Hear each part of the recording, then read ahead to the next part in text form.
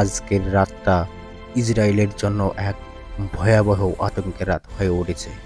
চারদিক সাইরেন, বিস্ফোরণ আর আতঙ্কে কেঁপে উঠছে পুরো দেশ। কি ঘটছে এখন? ইরান ও তাদের মিত্রদের পক্ষ থেকে একের পর এক মিসাইল ও ড্রোন হামলা চালানো হচ্ছে। ইসরায়েলের বিভিন্ন অঞ্চলে এখন শুধু ধ্বংস আর ধ্বংস পড়ে আছে।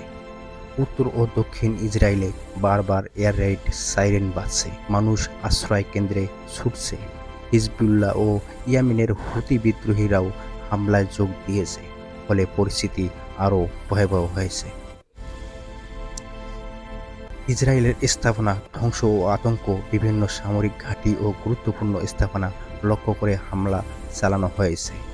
আগের হামলাগুলোতে আবাসিক এলাকা ও ভবন ক্ষতিগ্রস্ত হয়েছে, আহত হয়েছে সাধারণ মানুষ। আকাশ জুড়ে আগুনের রেখা, বিস্ফোরণের শব্দ, পুরো পরিবেশ যেন যুদ্ধক্ষেত্র। পরিস্থিতি কতটা ভয়ঙ্কর? ইরান বলছে তারা দীর্ঘপাল্লার মিসাইল ও ড্রোন ব্যবহার করছে। ইসরায়েলে অনেক মিসাইল প্রতিহত করলেও সবগুলো ঠেকাতে সম্ভব হচ্ছে না। পুরো মধ্যপ্রাচ্যে যুদ্ধ ছড়িয়ে পড়ার আশঙ্কা তৈরি হয়েছে। যুক্তরাষ্ট্র ও সৌদি আরব সহ বিভিন্ন দেশ এই সংঘাতে জড়িয়ে পড়ছে বা প্রস্তুতি নিচ্ছে।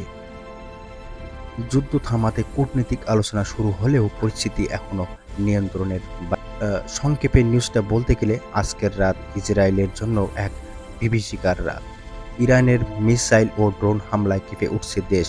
আকাশ জুড়ে বিস্ফোরণ, সাইরেনের শব্দ আর মানুষের চিৎকার। মধ্যপ্রাচ্য যেন রণক্ষেত্রে পরিণত হয়েছে। হামলায় ক্ষতিগ্রস্ত হয়েছে গুরুত্বপূর্ণ স্থাপনা। আতঙ্কে আশ্রয় কেন্দ্রে ছুটছে সাধারণ মানুষ। পরিস্থিতি দিন দিন ভয়াবহ রূপ নিচ্ছে। বিস্তারিত আরও আপডেট খবর পেতে আমাদের চ্যানেলটি সাবস্ক্রাইব করে পাশে থাকুন। ধন্যবাদ।